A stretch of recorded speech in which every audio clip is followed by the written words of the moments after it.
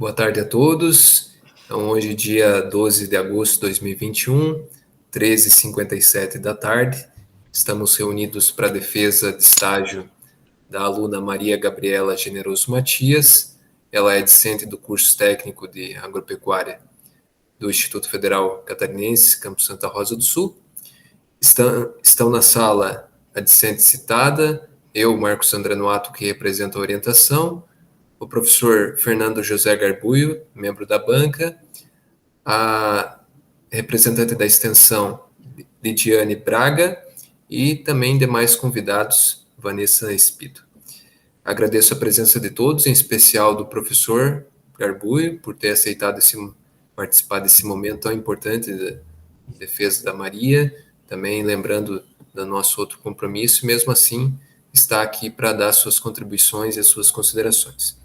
Lembro que a defesa está sendo gravada e vai iniciar com a apresentação da Maria. Então, Maria, por gentileza, pode iniciar a tua apresentação. Bom, boa tarde a todos. Eu me chamo Maria Gabriela Generoso Matias e hoje eu estou aqui para fazer a defesa de relatório de estágio realizado na Cooperativa Regional Auriverde. Nome fantasia é Auriverde, ela é localizada na Rua Orleans, número 513, no centro de Lauro Miller, Santa Catarina. O meu supervisor de estágio foi o engenheiro agrônomo João Felipe Generoso Matias. Meu orientador é o professor Marcos André Noato.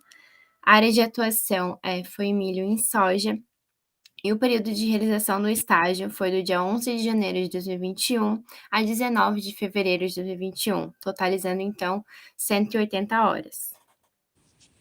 Infraestrutura da empresa.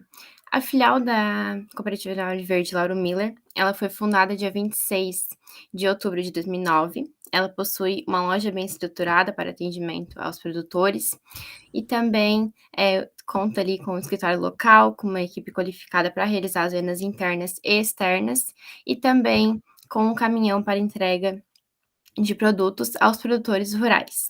Além disso, aos fundos do terreno também possui os galpões, que são destinados ao armazenamento de rações para aves, bovinos, equinos e peixes, e também para o armazenamento de adubos, fertilizantes, corretivos de solo, defensivos agrícolas, dentre outros produtos.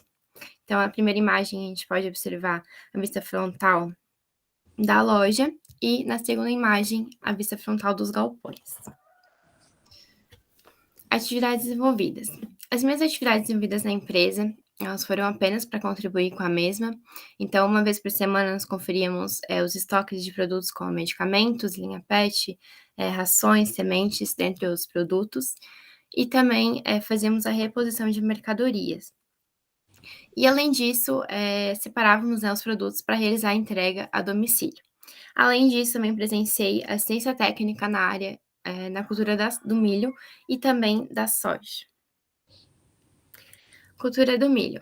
Bom, a primeira prática que nós realizamos, então, foi a regulagem de semeadora. É um passo super importante, porque os erros de regulagem eles vão comprometer os índices de produtividade daquela lavoura. Essa semeadora que nós regulamos, ela possuía 3 linhas, com 80 centímetros de espaçamento, e como já era o plantio do milho safrinha, nós recomendamos que a população fosse de aproximadamente 60 mil sementes por hectare. Essa regulagem ela foi feita com base na caixa de transmissão da semeadora, então nós aumentávamos e diminuíamos a motriz removida. E para iniciar, então, a prática, nós dividimos 10 metros quadrados pelo espaçamento da plantadeira, e obtivemos, então, 2.500 metros. E após isso, nós dividimos 60 mil sementes por 2.500 metros e obtivemos que o esperado a cair no solo seria de 4,8 sementes por metro. Para iniciar a regulagem em si, nós colocamos esses sacos, como na figura, embaixo dos discos, para então a gente realizar, posteriormente a contagem dessas sementes. Bom, então nós damos 5 voltas no rodado, que correspondiam a 10 metros, e contamos, essas sementes que caíam nos sacos. Então, realizamos a soma, e após isso, nós dividimos por 10 metros. O valor obtido ele foi dividido pelo número de linhas da plantadeira, foram 3 linhas, e posteriormente, né, nós multiplicamos, por 12.500 metros, então obtivemos aí, a população de 57.083 sementes por hectare. Acompanhamento de semeadura. Essa semeadura que nós acompanhamos era de uma semeadora de 4 linhas, com 0,60 metros, de espaçamento, e o disco que nós utilizamos foi o de 12 milímetros, e a cultivar que o produtor escolheu foi a B2410 Abrevante Sementes. Ela é uma cultivar super precoce, então ela tem um ciclo menor que 120 dias. Ela tem uma sanidade foliar, uma estabilidade produtiva. Ela é stay green, que é uma capacidade da espiga, né, se permanecer verde mesmo após um estágio adiantado de maturação. E ela também é dry down, que é uma taxa ou velocidade de perda ou secagem dos grãos, né, de água pelos grãos, após eles atingirem a maturidade fisiológica. Bom, então após a gente adicionar as sementes dentro das caixas, nós colocamos o grafite, porque o grafite ele forma uma camada lubrificante em torno da semente, então vai fazer com que essas sementes, né, não apresentem obstruções nas caixas, e também vai facilitar, né, no momento do plantio. Além disso, outra recomendação que nós fizemos foi quanto à velocidade, né. Então, a velocidade que nós recomendamos a ser trabalhada, ela foi de 3 a 5 quilômetros por hora, pois velocidade superior a isso, vai fazer ali, né, com que os discos não consigam ser completamente preenchidos, então não vai haver uma uniformidade no plantio e vai gerar, né, várias falhas aí que o produtor não deseja.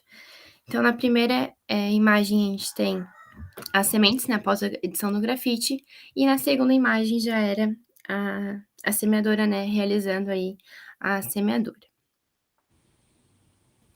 Estimativa do estande final. Essa foi outra prática realizada, então, como o próprio nome já diz, a gente visa estimar, né, o estande final da lavoura. E um bom estande final, ele vai vir, né, com uma boa prática ali na semeadura e também, com boas práticas ali de manejo, de conservação dessas plantas, ao longo, né, do seu desenvolvimento. Essa semeadora, ela que foi utilizada, ela possuía 75 metros de espaçamento, e então para iniciar a gente dividiu 10.000 metros quadrados, né, equivalentes a 1 hectare, pelo espaçamento da plantadeira, e obtivemos 13.333 metros. E após isso, nós medimos então 10 metros em 4 linhas, como na figura, e realizamos essa soma desse número de plantas. Ou então, né, ficou aí entre 160 plantas ou 4 plantas por metro. Após isso, então, nós multiplicamos esse 4 plantas por metros por 3.303 metros e obtivemos aí 53.332 plantas finais. Com relação às pragas dessa cultura, nós encontramos né, a cigarrinha do milho, ela foi a mais encontrada, e devido aí, né, a um grande desequilíbrio populacional dessa espécie desde a última safra, ela ataca aí entre os estágios V3 e V4, e os seus danos eles vão começar após a sucção da seiva, então é onde ela vai ingestar as toxinas e vai transmitir os fitopatógenos, né, que nós conhecemos, né, principalmente, né, os relacionados aos enfesamentos, que são aquelas doenças transmitidas pelos micro-organismos denominados de molicutes, então o espiroplasma e o fitoplasma. O espiroplasma vai causar um enfesamento pálido e o fitoplasma vai causar um enfesamento vermelho. Bom, então elas levam aí de 24 dias para chegar à fase adulta. Aqui na primeira foto a gente tem uma ninfa de cigarrinha e na segunda foto nós temos aí várias cigarrinhas já nessa planta, já estava com estágio aí entre V3 e V4, prontas aí para atacar. Bom, além dos 2 enfesamentos, a cigarrinha do milho também está transmitindo o vírus da risca do milho. Então, essa infecção precoce ela pode acarretar o aborto das gemas florais e vai reduzir aí o crescimento da planta. Esses sintomas eles vão aparecer, né, após a inoculação do vírus aí, 7 a 10 dias, e vai acontecer junto com os 2 enfesamentos. Quanto aos sintomas, da cigarrinha do milho, a gente pode, observar aqui na primeira foto um sintoma de enfesamento pálido, que é caracterizado por essas listras largas aqui descoloridas, nessa base das folhas mais velhas, então posteriormente as folhas mais novas vão apresentando o mesmo sintoma. Também é caracterizado por um encurtamento dos entrinós, dessa má formação de espigas, então elas podem também ficar ausentes ou deformadas, e o pendão também pode vir a ser deformado. Já como sintoma de enfesamento vermelho, nós temos aí essa base das folhas avermelhadas, e também como sintoma, né, de enfesamento vermelho, o perfilhamento anormal e o desenvolvimento de várias espiguetas. Outros sintomas que nós observamos na região foi a podridão da espiga, então afetando diretamente aí o peso e a qualidade desses grãos. Também a secagem precoce destas plantas, a podridão do como e, consequentemente, né, a queda das plantas. Então, reduzindo aí a produtividade e também dificultando a operação de colheita, né, quando é possível realizar isto. Bom, quanto aos formas de controle, né, nós utilizamos de 2 formas. A primeira é o controle cultural, então, como essa praga ela vai se alojar no milho e também se reproduz no milho, é importante que a gente elimine o milho tiguera, também chamado de milho guaxa voluntário, que é aquele milho, né, que nasce aí após o corte da silagem ou então após a colheita, né, devido àqueles grãos que caem no solo. Também é recomendado a gente utilizar, cultivar suscetíveis ao patógeno, adequar a época de plantio, evitar a sobreposição de ciclos da cultura e também fazer, né, quando possível, a rotação de cultura. Bom, contra o controle químico, são 4 aplicações, com intervalos aí de 5 a 7 dias. Então, começa com a aplicação de Geoplena mais o Malve Control, a segunda de Politrim, a terceira de Lanat com Malve Control e a última de apenas, né, o Geopleno S. Outra praga encontrada foi a lagarta no cartucho, como aqui na foto, né? Ela, após a eclosão dos ovos, ela vai começar a raspar a superfície da folha, então vai deixar a membrana translúcida. E quando elas são maiores, elas vão passar a se alojar, né, no cartucho do milho.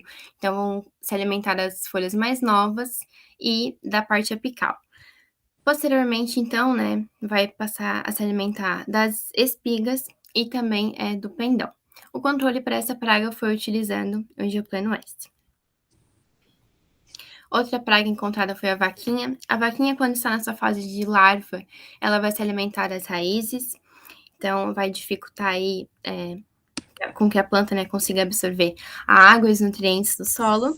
E quando ela está na sua fase de besouro, como aqui na foto, ela vai passar a se alimentar das folhas e dos brotos. O controle também foi utilizando o Geopleno S. Quanto às plantas daninhas nesta cultura, nós encontramos a corda de viola e o caruru. A corda de viola é uma trepadeira, ela ocorre aí na mesma época do milho, por isso que é uma das culturas mais afetadas. E ela vai provocar aí, então, vai inviabilizar, né, a operação mecânica de colheita, vai provocar um embuchamento da colhedora, né, podendo até desgastar os componentes de corte da mesma. Também vai facilitar, né, o arrastamento e o tombamento e vai conferir, né, uma alta umidade aos grãos. Já o caruru, né, outra planta daninha, então tá ali para competir por água, luz e nutrientes.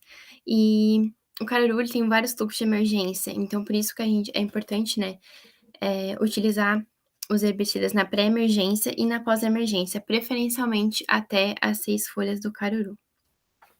Bom, então aqui estão a corda de viola, né, e mais aqui o caruru.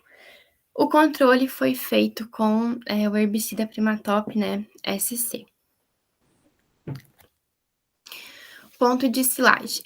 A região onde foi usado o estágio, ela é grande produtora de leite, então, além das rações, né, como o milho é um alimento bem palatável, tem uma alta digestibilidade e também é rico em energia, eles utilizam muito a silagem, naquela região. Então existem 2 formas da gente estimar o ponto de silagem, né. A primeira delas é através da linha do leite, que é esta linha que vai dividir, a parte farinácea, a parte dura do grão, da parte leitosa. Então, é recomendado aí já fazer, né, o corte da silagem quando esta linha está na metade ou então 2/3, do grão. E, em outras palavras, né, seria quando, 70% desse amido presente no grão está acumulado. Outra forma da gente determinar através do teor de matéria seca presente na silagem. Bom, então para essa prática, a gente foi na lavoura, coletou de 3 a 5 plantas e, pegou uma amostra aí de 100 gramas e colocamos dentro deste pote que pesava 32 gramas. Então, juntando o peso da amostra com o peso do pote, nós podemos perceber que na tabela que ficou aí 132 gramas, que correspondiam a 100%, né, da matéria seca. Depois disso, nós colocamos esta amostra dentro do micro-ondas com 2 canecas com água gelada, né, para não danificar este equipamento, e deixamos aqui por 1 minuto e meio. Após esse 1 minuto e meio, nós tirávamos, pesávamos, anotávamos esse valor na tabela e, misturávamos ali um pouquinho, né, mas cuidando para não perder, essa amostra e, colocávamos novamente por 1 minuto e meio dentro do micro-ondas. Esse processo ele foi repetido até, essa amostra ela apresentar o mesmo peso e, consequentemente, a mesma porcentagem de matéria seca. Então, ao final, ela estava aqui com 69 gramas, né, nesse aspecto seco, e com 37% de matéria seca. O ideal, né, o recomendado é de 32 a 35%, de matéria seca para então a gente realizar, o corte da silagem. Outra prática que a gente realizou foi a amostragem de silagem. Essa ela é feita, né, através da análise bromatológica, então a gente visa aí, eh, observar, né, como que tá essa qualidade da silagem. E para isso, então, a gente coleta aí de 5 a 8 amostras, sempre desprezando a primeira fatia, porque essa primeira fatia é onde está exposto, a luz e também, né, ao ar, então nós desprezamos essa primeira fatia por isso. E, após essa coleta, a gente coloca, numa superfície limpa e faz a mistura dessas amostras. Então nós dividimos, né, em 4 partes esta amostra, fizemos então, né, o quarteamento e, excluímos 2 partes opostas. Então esse processo ele é feito durante 3 vezes, e após isso a gente vai ter uma amostra pronta para ser embalada, vedada, né, para a gente então encaminhar ao laboratório. Outra prática então, é o tamanho de partícula da silagem. Para essa prática a gente tem, né, um conjunto de peneiras, que é da metodologia de Penn State, que busca então avaliar se o tamanho dessas partículas, né, da silagem, elas estão dentro do ideal, para garantir então, uma saúde ruminal e consequentemente uma saúde animal. Também ela é utilizada para a gente observar, se a encilhadeira ela está bem regulada. Bom, então a gente colocou nessa primeira peneira uma amostra aí de 1 a 1,5 litro de silagem e fizemos este ciclo de movimento da primeira, figura. Então, repetir o movimento de vai e vem por 5 vezes, depois girávamos para a direita e repetir o movimento de vai e vem por mais 5 vezes, depois novamente, girava para a direita e repetia o movimento de vai e vem por 5 vezes e, no quarto movimento também girava para a direita e repetia o movimento de vai e vem por mais 5 vezes. Então repetia esse ciclo, completo, né, por 2 vezes. Após isso, em cada peneira ficava um material retido, então a gente pesava este material para, né, conseguir comparar, com esta tabela. Bom, a primeira peneira, fica ali, né, tudo que o animal não vai aproveitar, então vai direto para o bolo fecal dele. E na primeira peneira nós obtivemos 56 gramas e 7,6%. Na segunda peneira fica tudo que o animal aproveita. Então, nós obtivemos 370 gramas e 61,25%.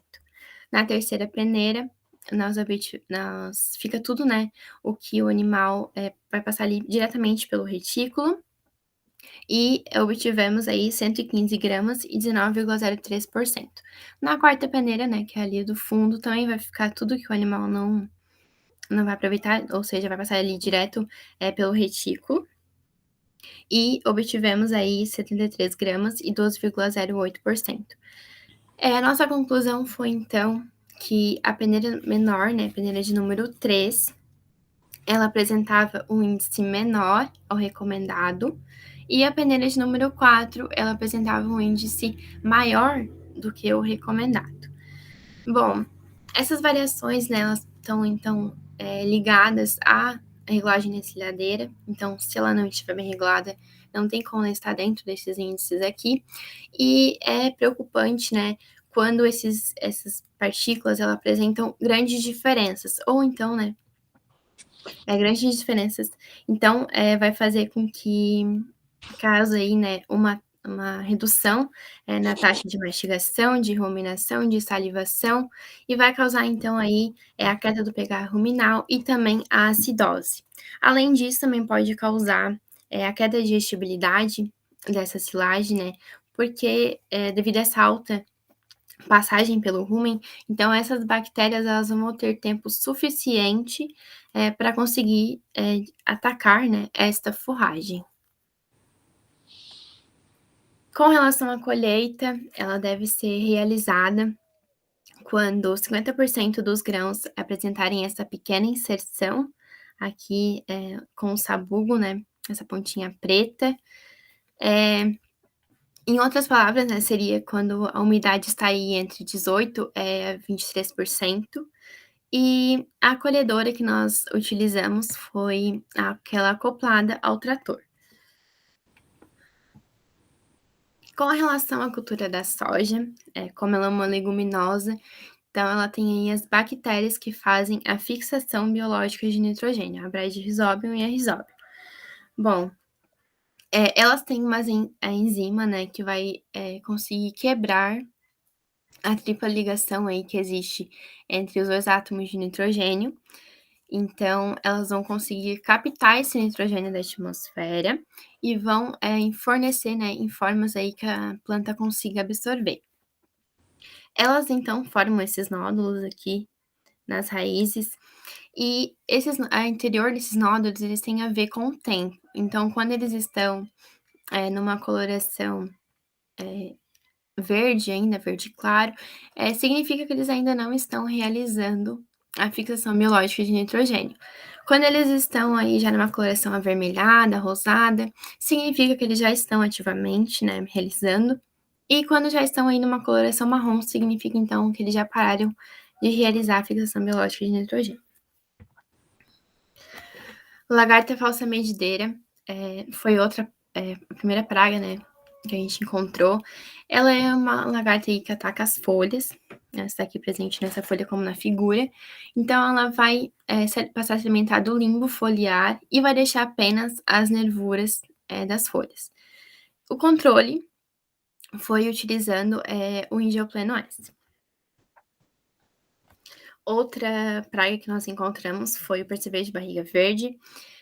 Ele vai depositar os seus ovos, como a gente pode ver aqui na segunda imagem, em fileiras, nessa coloração de verde claro.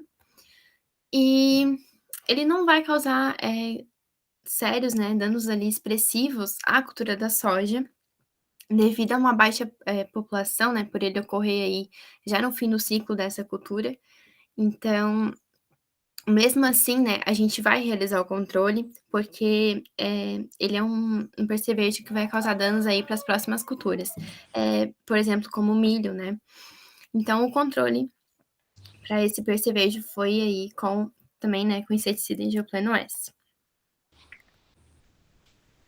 Bom, voltando para a parte aqui da cooperativa, eu vou destacar como aspecto positivo as várias visitas técnicas que eu tive. Também destaco aí, a equipe qualificada que compõe essa empresa, né, porque ela foi super disposta a transmitir todos os conhecimentos e, né, sempre ajudar quando precisava. Como aspecto limitante, eu vou destacar apenas, o curto período de tempo, então não foi possível acompanhar todos os ciclos das culturas e nem, todas as aplicações de cigarrinha, do milho, né. E como sugestões administrativas, eu sugiro apenas que a empresa, né, coloque, os preços ali nas prateleiras e faça uma maior divulgação, né, dos seus produtos. Então nas considerações finais, né, eu destaco o estágio, né, ele foi de suma importância por essa aproximação na área e pela troca de conhecimento, tanto com os produtores quanto com os profissionais da área. Então eu já deixo aqui, o meu agradecimento à cooperativa por essa oportunidade, por toda essa confiança depositada, também aos profissionais, né, que compõem essa empresa. Já deixo aqui meu agradecimento também, né, ao meu orientador por toda a ajuda durante esse período, à minha banca aqui presente, né, o professor, Fernando José Garbuio, e aos demais convidados.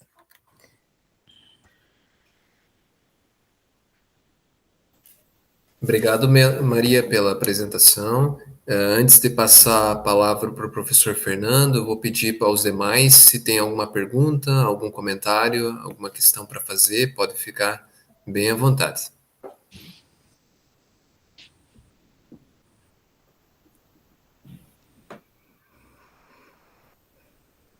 Caso não tenham nesse momento, vocês podem fazer ao longo das considerações do professor Fernando, é só clicar ali no levantar a mão e daí a gente abre espaço para esse momento. Então, eu passo a palavra para o professor Fernando, ficar bem à vontade para fazer as suas considerações. Mais uma vez, eu agradeço por participar desse momento. Então, obrigado, Marcos. Obrigado, Maria Gabriela, pelo convite. Bom, primeiro quero parabenizar pelo trabalho, você percebe tanto na parte escrita quanto na sua apresentação a importância que você deu ao estágio e a forma que você realizou esse estágio. Com relação à parte escrita, eu não fiz nenhuma consideração, seria preciosismo da minha parte, porque estava muito bem escrito, gostei muito do trabalho escrito, então parabéns primeiramente a você, Maria Gabriela, e ao professor Marcos, que te orientou e corrigiu o teu trabalho. Tem algumas pontuações, mas seria muito preciosismo eu entrar em detalhe ali, então não vem ao caso. Acho que é mais importante a nossa conversa, a nossa discussão, e muitas das coisas que eu vou colocar aqui é mais curiosidade, é mais para instigar você a desenvolver um raciocínio em cima, porque a qualidade do seu estágio está no teu trabalho escrito, na sua apresentação, isso está mais do que claro, isso que você realizou. Então, muitas das coisas que nós vamos falar aqui é mais uma conversa do que uma arguição para eu ter certeza daquilo que você fez. Eu tenho certeza do que você fez. Nas fotos que você mostrou e no que está escrito no teu trabalho e no que está apresentado no teu trabalho e pelo período de estágio que você fez, esse milho, por exemplo, o milho que você acompanhou desde a semeadura, acompanhou stand de plantio, foi um milho de uma segunda safra, né? Um milho safrinho, um milho de segunda safra. Foi em janeiro esse teu estágio. E nas imagens ali mostra que o cultivo foi em sistema convencional, não foi em sistema plantio direto. Eles falaram alguma coisa sobre isso? Por que não foi convencional? Ou por que não usa um sistema plantio direto? Vocês discutiam essa situação por escolha do produtor? Ou se a maioria dos produtores na região não usa o plantio direto? Alguma coisa nesse sentido? Bom, a gente só ali recomendava, né, ajudava, mas tanto a escolha ali era totalmente ali com o produtor, então, até a maioria mesmo na região, assim, eu não vi nenhum, assim, que não fosse, todos eram nesse sistema convencional, né, então, era sempre a escolha deles, né, a gente só ia lá para ajudar mesmo, para fazer as recomendações e para acompanhar, né, essa etapa. E pelo que você aprendeu durante o curso, o que você acha dessa prática da adoção do plantio convencional e não do plantio direto? Claro, cada produtor vai ter o seu motivo, mas eu não estou falando especificamente desse, mas de uma forma geral, daquilo que você aprendeu dentro do curso, que imagino eu que foi discutido, essa questão do convencional e plantio direto, O que você acha? Você acha que deveria ser adotado, não deveria? O que você acha? Ou por quê? Bom, também vai ali, né, dos recursos de cada produtor. Então, eu acredito que cada um ali, né, faça ali o que ele tem ali como recurso disponível, né, para fazer a prática. Claro, né, que se fosse possível ali, se ele adotasse, né, o plantio direto também seria uma boa opção, né, para eles, mas acredito que lá na região mesmo, vai mais esse sistema aí convencional. Então, cabe lembrar das vantagens do plantio direto, né? A redução de perda de solo. Provavelmente lá não são terrenos totalmente planos, né? São terrenos um pouco Né. ondulados, É imagino eu. bem de fato, assim, ondulados mesmo, não tem até tinha pessoal, assim, que plantava em morros mesmo, era Uhum, bem é uma uhum. região, né, com uma topografia ali bem acidentada. É, É, e, até e- Pode falar, até Marcos. desculpa, professor, até para eu também fiquei curioso com relação a isso, ia perguntar sobre justamente sobre essas questões que vinham a limitar, né, a utilização de você manter uma cobertura de solo, né, porque sempre, de certa forma, para o solo, pela questão da qualidade dele, né, Uhum. e até mesmo pela agricultura que vem evoluindo, né, então, esse ponto que você levantou, né, o relevo, enfim, da região é um fator bem interessante, né, provavelmente deve ter outros, eu não sei se você conseguiu acompanhar alguma coisa nesse sentido. Bom, os que eu acompanhei mesmo era mais, assim, nessa topografia acidentada, não tinha, assim era raramente, os que plantavam, assim, solo plano mesmo. Sim. Mas é uma prática, e aí quem vai trabalhar na região, sei lá, e aí tem que entender os motivos, mas era algo que tinha que ser insistido, porque tenho certeza que a perda de solo que deve ocorrer nesses.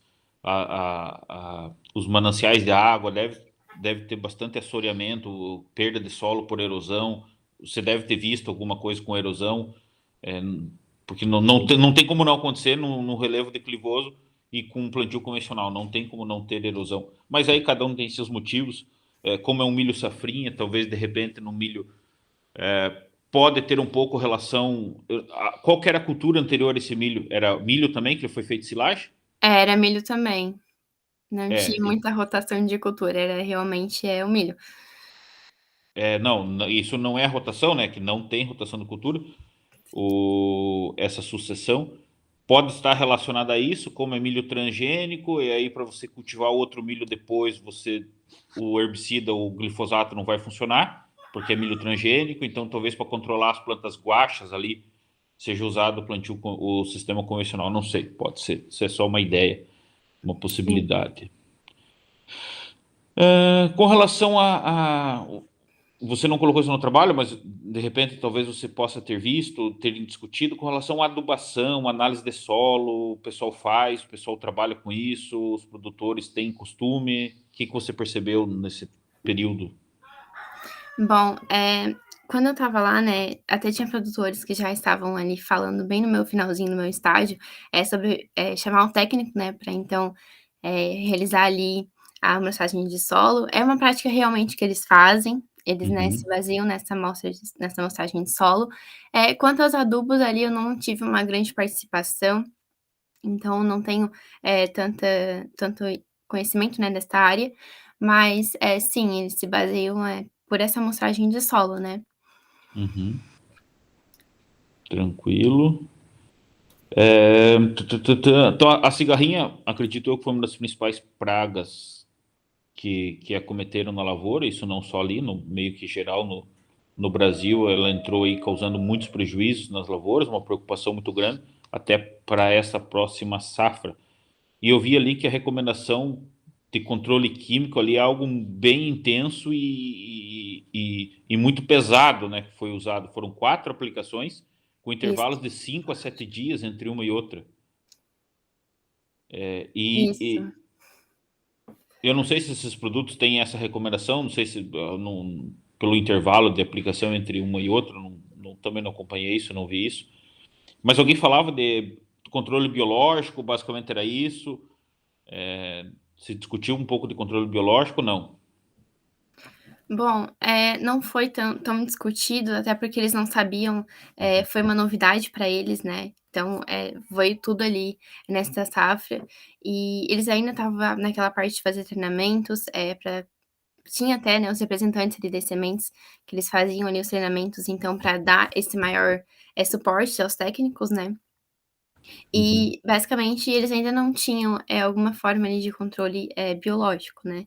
Ficou aí entre mais esse cultural, e neste químico ali, que foi de forma realmente bem pesada, né. Então os produtores eles ficavam, meio assim, porque talvez não, né, tinha essa preocupação de não dar tempo ali para depois não conseguir mais entrar na lavoura, tudo mais. Sim.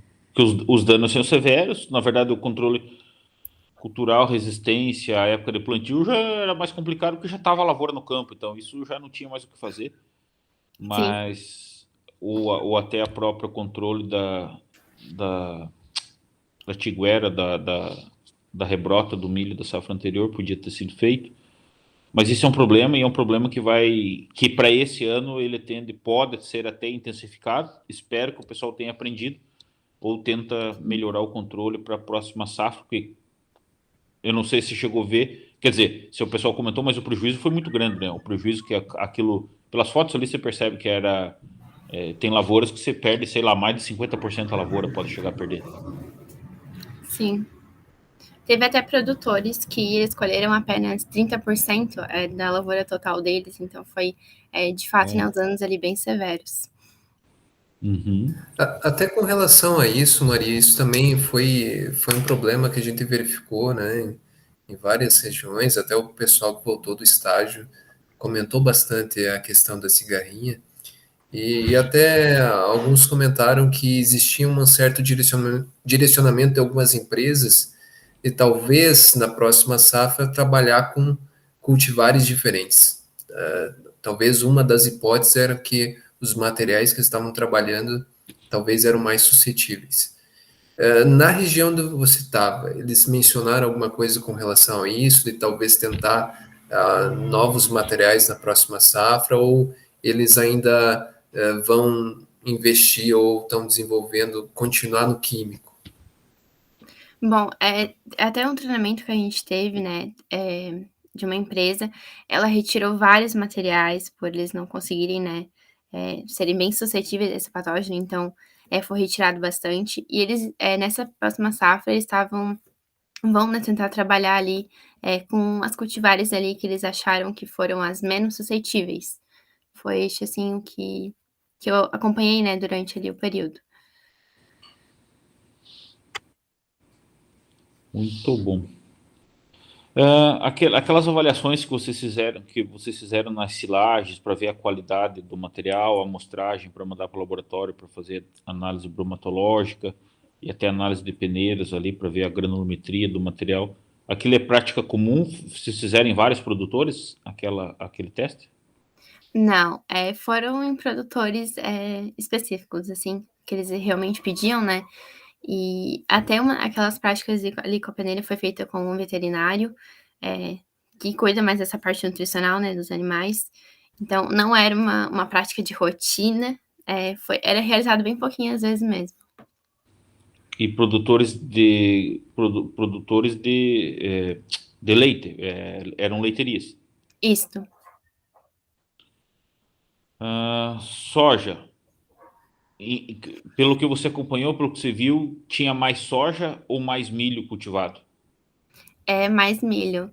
Tanto é que soja eu visitava apenas 2 lavouras, que era ali em outra cidade, né, que o meu Uhum, supervisor também atendia, então eram apenas 2 lavouras ali que nós acompanhávamos. E era muito mais milho, nossa. tá. É, essa avaliação de pragas que vocês fizeram na soja, vocês identificaram a lagarta falsa medideira, o percevejo. Como que era feita essa amostragem? Era com pano de batida, com vocês devem ter aprendido no curso, ou era mais olhado? Como que era feito? Bom, a gente não levava o pano em si, né, mas a gente realmente, batia as plantas, então, geralmente ali caía algumas lagartinhas, até eu perceber a gente via ali, né, ele, mas Não chegava até o pano em si, mas a gente conseguia ali observar mesmo com as batidas. Tá. Que esse manejo, quando porque o pano ele tem um motivo, né? Não é só porque, além de facilitar, porque tem coisas que quando você bate na planta, cai no chão, você não enxerga, não vê. Ainda mais a cor Sim. da lagarta, o percevejo voa, não vai. E aí existe um chamado MIP, né? Um manejo integrado de pragas, em que você tem um limite de controle, tem um número de controle. Eu não vou lembrar de cabeça agora, mas tem um número X de lagartas por metro, né? Porque o pano ele tem 1 metro de comprimento, ele tem a largura das linhas. E aí você tem o número X de lagartos que são admitidos, que seria a partir de número tal começa a ter o dano econômico, ou seja, se você tem um número pequeno de lagartos, vai ter plantas comidas, é normal. Só que não está causando dano econômico ainda. Então, a partir do número X, tanto para percevejo quanto para lagarto, existe esse número. Eu não lembro agora de cabeça, mas vocês devem ter tido isso em algumas disciplinas, devem ter visto isso. E isso é importante. Eu vejo que não é específico, aí muita gente acaba não usando, acaba não fazendo o uso desse método por achar mais demorado, é mais fácil. E até o próprio lugar de amostragem, como que vocês faziam para a amostragem? Era mais, entravam dentro da lavoura, andavam em vários pontos da lavoura para fazer essa amostragem? A gente, né, geralmente havia ali, 2 lados ali da lavoura, então tinha ali a estrada no meio, nós íamos em vários pontos, né, observávamos, depois nós íamos no outro lado, também faziam, vários pontos ali observando, a presença, né, dessas pragas. Então, e isso está muito relacionado, o pessoal tem que entrar na lavoura e fazer isso. Eu tento falar para os alunos do técnico, ou até mesmo da graduação. A gente não pode ter preguiça nesse sentido, porque isso determina muita coisa. Muitas coisas vocês veem entrando na lavoura, e nem sempre aquilo que está nas bordaduras realmente é o que está lá no meio, e vice-versa. Então é muito importante isso que sirva para a formação de vocês quando forem fazer a avaliação, andar nas lavouras. Isso não tem outro jeito para conhecer a área e saber o que está acontecendo se não andar dentro da lavoura e fazer a avaliação. Que hoje existem várias reportagens mostrando aí o Brasil ele usa muito produtos químicos, né? Muitos defensivos, agrotóxicos, né? E muito disso está bastante relacionado ao produtor, não vou dizer de preguiça, mas a facilidade do tipo, não, eu coloco um manejo, uma forma de controle, de cada tantos dias eu faço aplicação, seja fungicida, seja inseticida, e aí eu nem faço o controle, eu já está na minha programação, eu já compro, eu aplico, é muito mais fácil. Então, às vezes ele nem precisava, ou às vezes ele precisava aplicar mais. Então, isso, e cada vez mais a sociedade cobra uma agricultura mais sustentável. Não no sentido que tudo tem que virar agricultura orgânica, não é isso que eu estou querendo dizer. É no sentido de você usar mais racional os produtos. Existem produtos melhores hoje, né? Como falei, eu perguntei sobre controle biológico, alguns produtos que afetam menos o ambiente, e a forma racional do uso, né? Então, e isso, vocês quem está entrando aí no mundo do trabalho serão profissionais, após a formatura serão profissionais técnicos agropecuários, tem que levar isso em consideração. Então, isso é bastante importante.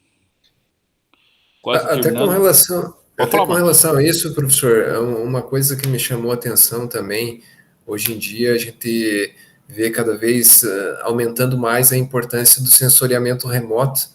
É uma coisa que você acaba coletando informações à distância. Esse é o Sim, princípio, sim. sem estar presente no local. Mas a gente não pode deixar, justamente o que o professor comentou, isso são ferramentas, vão ajudar, mas não pode deixar do profissional ir lá, realmente Não. conhecer o que está acontecendo. Porque talvez dentro do sensoriamento venha mostrar, opa, essa região, essa gleba tem algum tipo de problema, mas Uhum. não vai substituir o trabalho do profissional de ir lá no campo, sujar a bota, de verificar o que realmente está acontecendo, né? São todas ferramentas Sim. que vêm para contribuir, mas não tiram o trabalho do profissional, seja técnico, seja agrônomo, enfim, qualquer profissional da área de agrárias. Isso, são coisas que nós temos que utilizar, temos que incorporar. E, claro, imagino que essa região de Lauro Miller ali é uma região com com pequenos produtores, então algumas tecnologias acabam não sendo utilizadas porque o pessoal ainda é pequeno, não tem, mas tem muita coisa que tem como aplicar, tem como trabalhar e depende muito mais de uma assistência técnica que faça, que ajude, né? O produtor nem não sabe de tudo que existe disponível, né? Mas isso é bastante importante. E aí, para concluir, eu pergunto, você daqui uns dias vai ter a formatura, você vai encerrar o curso técnico agropecuário.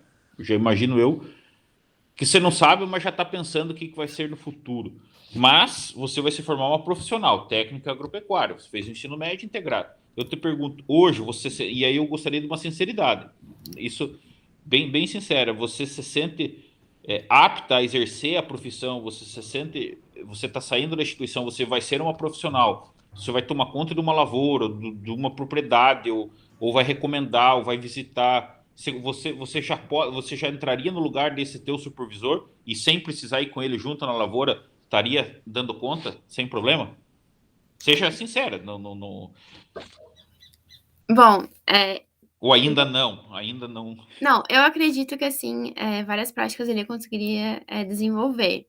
Até porque, né, mesmo tendo EAD, eu continuei, né, me dedicando aos estudos. Então, mesmo ano passado eu tendo milho e soja em EAD, para mim foi uma sequência ali de estudos normal, né, como se tivesse presencial.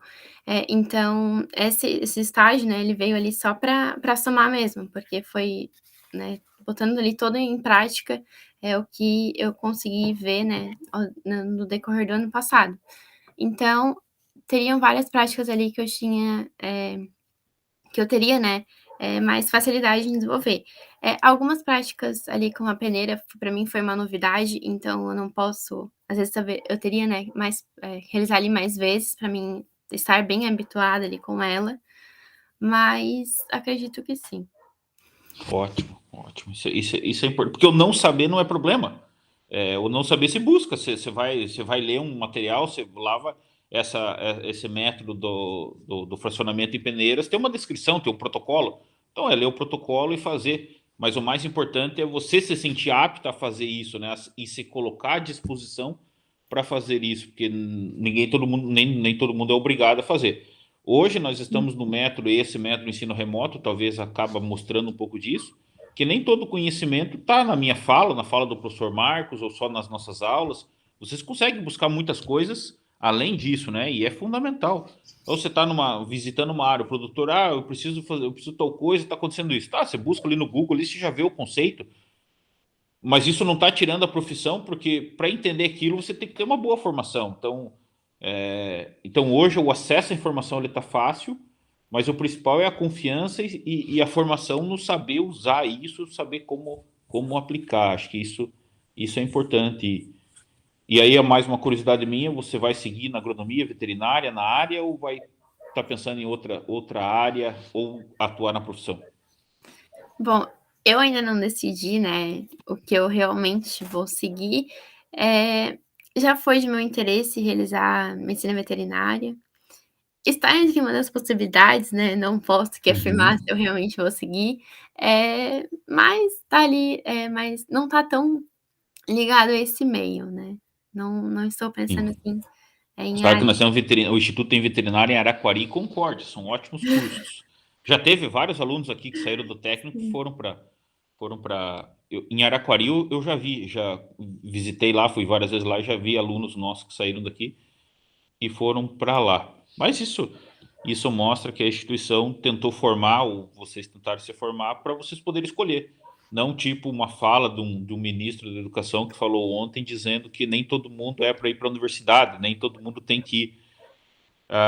Concordo que nem todo mundo vai, mas aí tem que ser uma escolha minha. Eu não quero ir para a universidade. Ela não pode ser algo do tipo, não, eu não fui porque eu não pude, porque não tinha universidade perto, porque eu tive que trabalhar. Você foi privado de uma vontade sua, mas tem que ser uma escolha tua. Nem todo mundo quer, nem todo mundo vai, normal, mas por escolha, não por falta de oportunidade, né?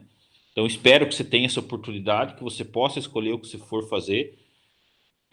A gente ainda é um pouco não, muito privilegiado de ter essa instituição aqui, de ter de conseguir estudar. Nós temos uma grande minoria no Brasil que tem essa condição. Espero que isso amplie e mais pessoas tenham essa oportunidade. Então, novamente, parabéns, Maria Gabriela, parabéns, Marcos, pelo trabalho. Desejo sucesso. E eu sempre gosto de dizer para os alunos que o principal é você fazer o que você gosta, fazer bem feito o que você gosta, porque o resto é consequência. O sucesso, o dinheiro, isso é consequência. Então, foca nisso, que eu acho que tem grandes oportunidades aí e com certeza vai dar tudo certo. Então, parabéns, obrigado. Aí eu Obrigada encerro. também, professor. Ótimo, muito obrigado, professor, pelas suas considerações, pelos conselhos. É muito importante os alunos ouvirem isso e também eu também como colega.